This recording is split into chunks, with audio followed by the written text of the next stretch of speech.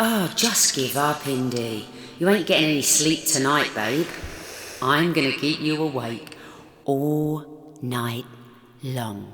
Insomnia's for pussies. I've got the big guns. Now you watch this. How the fuck are you gonna pay off all that debt you're in? Jesus, Indy. How could you be so irresponsible at your age? Nice one. Thanks. I'm impressed. Oh, for fuck's sake. Just fuck off, both of you.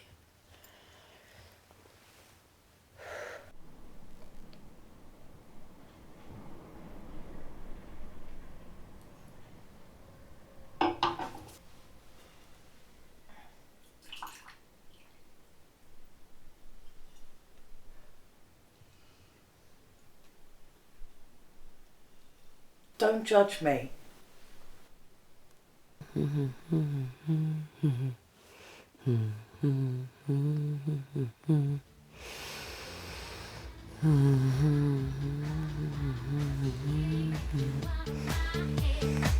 Kylie's not going to help you. She'll just be stuck in your brain on a loop, which will eventually drive you insane. Fine. You win.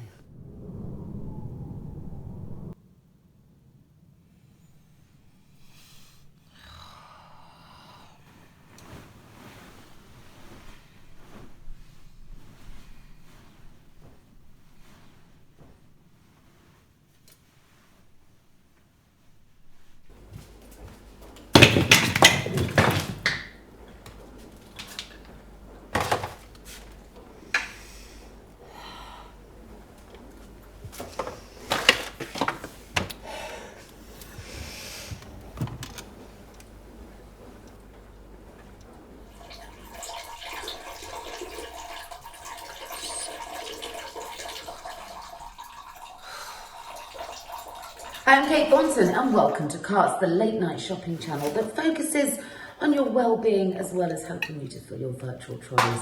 And ladies, regular viewers of this show will know that I love a bargain and we have got a whole host of them lined up for you tonight. So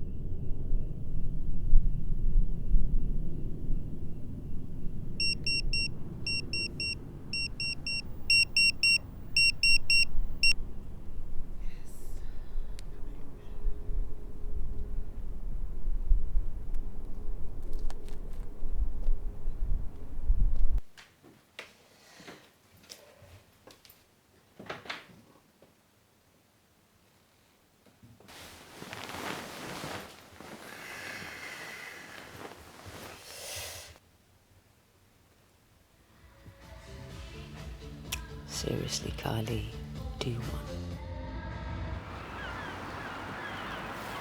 Susie, are you there? Can you see me? Hey, all I can see is sheets. Hi there. Still in bed, you lazy cow. Yeah, I've got the day off, so I'm just, lounging around. How's the Airbnb? Oh, not up to my usual standards, but it's only for a few days while the decorators are in. I was practically tripping my tits off from the smell of gloss. Do you know, it's unbelievable what people think they can pass off as good taste. I think I'm going to have to leave a couple of style magazines when I leave. Well, you can come and pimp up my gaff whenever you like. Darling, last time I saw your gaff, it looked like pimps were living there. Oi! Cheeky cow, that was Jimmy's gaff. And his wife kicked him out. It was our little love pad, wasn't it? Sorry, who are you talking to? Oh, he's not there, is he? For God's sake! And how are you still in bed? Shouldn't you be out chasing rats? He doesn't chase rats, he gets rid of them. So anyway, what are you going to call this enterprise of yours then? It's very exciting. I know. Well, it's all about the concept. All the good names are taken. Isn't it just like Airbnb but with hot young butlers and cleaners? And... Yeah, that's about the gist of it. What about beds, knobs and broomsticks? Oh. Very droll. Oh, for Christ's sake, what's he doing now? Actually, no, don't tell me, I've just had lunch. Right, we need to discuss Ruru's big birthday do instead. So, what the hell are we going to do this year? Her big birthday, my arsehole. This is her third big birthday. God, she's had more big birthdays than Elton Flaming John. Shut the fuck up. Why don't I know about this? Because she lied to Steve when she first met him. She's been playing catch-up ever since. For 15 years? Blimey, that's exhausting. Hang on, you mean that big 40th was just a smokescreen? Yeah. Like puss. No, don't do that. Get off. You know it turns my stomach. Oh, can you just make the rat catcher pack it in and concentrate on birthday plan? I think that she just wants to do some kind of, camping / festival stuff, just us gang. No, No. I do not do camping. There is nothing glamorous about camping. Whoever came up with the term glamping was a village idiot, and I don't do nylon, not with this hair. Well, Indy's bell tents are hardly camping either. They've got beds and rugs and lamps and shit. Yeah, well, I don't care if they've got a mini bar and a hot tub. I don't do camping. Oh, Oh, sweet Jesus. Does that get more sense out of a sponge? oh, sorry. Call what me do you want? back when he's made you come or whatever. Listen, we have to gather the troops and discuss this birthday thing. I'm going to set up a WhatsApp group, okay? Okay. Enjoy yourself. Bye. It's just so unfair. Can I at least take my coat off? No one else's parents have a problem with it. Just you. We've had this very boring conversation, Ricky. I want you back by midnight. You're 14. I don't think I'm being unreasonable. Where's your dad? In the shed. Oh, of course he is. But everyone else is allowed to stay out till 2. That's when everyone else is leaving. You're just ruining my life. No. Final answer. Why are you such a bitch? Why are you such a bitch? What? I can tell you exactly why I'm a bitch. I'm a bitch because I just finished a night shift where 2 people died and a young girl was brought in who'd stabbed herself in the stomach to stop her psycho boyfriend from beating her up. It took every inch of strength I have not to slam his head through a glass door and watch him bleed out. Utter prick. I'm a bitch because I then have to come home to a moody, bloody ingrate of a daughter. Oh, that's you, by the way, who doesn't know she's born. Never had to deal with anything really shitty in her whole lovely, privileged little life. And a husband who spends his life in the shed when we have a perfectly lovely house. Pottering or wanking or doing the floral dance or whatever the fuck he does in there. I'm a bitch because I have loans and a mortgage and bills to pay and not enough money. And I'm a bitch because I'm stressed and too fucking hot. And I'm so over getting old. So that's why I'm a bitch. What's your excuse?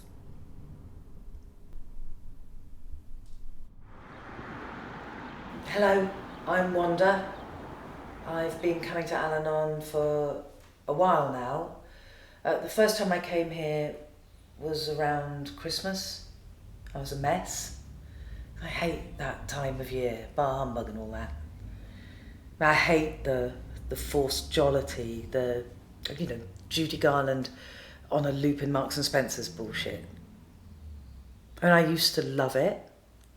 I had a lovely childhood, just me and my mum. She'd always make Christmas fun and magical.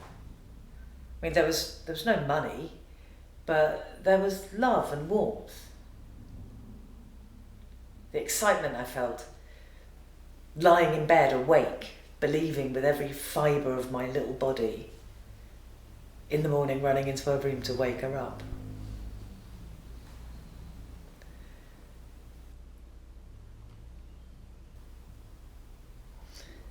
My ex, my kid's dad, had a pretty shitty upbringing, and Christmas was the shit icing on the shit cake. He told me a story when we first met, the red flag, you might say. Every year, his mum and stepdad would get him a football and wrap it up. And this one time, he just couldn't stand the banality of their indifference, the lack of imagination. So he picked up the ball, still in its shit wrapping, bounced it and said, "I wonder what this could be." His stepdad put him in hospital with broken ribs and a ruptured spleen. It made me weep, that story. The injustice, the cruelty. I vowed then to always make Christmas fun and magical. The way mine had been when I was a child. Our kids would never go through that. He slashed his wrists and took an overdose on Boxing Day. Our 7-year-old son found him, watched his dad being carried out on a stretcher, thinking he was dead. The look on his little face, it still haunts me.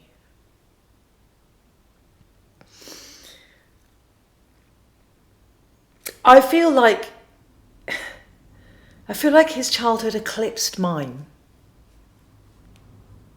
He won Christmas. Brass neck on her.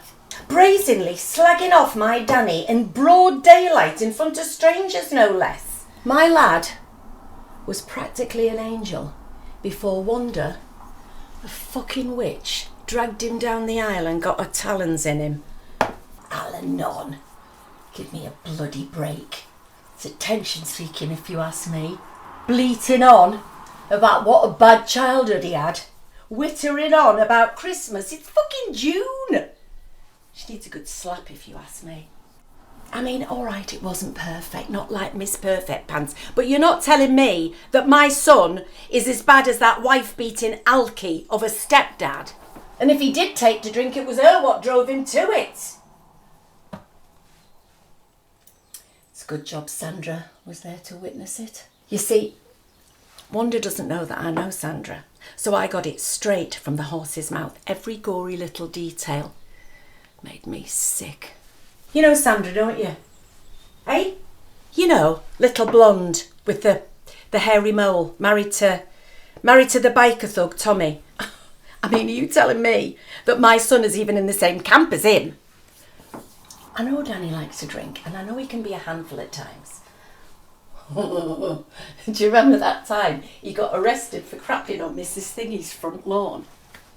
And that was only because she'd locked him out, she being the bloody cat's mother.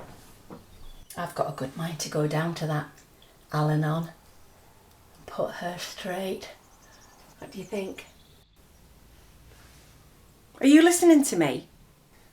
I'm on a game with the boys. Bugger the boys. Are the boys going to be giving you a blowy later? No, they're bloody not, so put your phone down and agree with me. Leave it though. Leave it? Have you met me? Here, pass my phone. Pass it. I'm going on Facebook.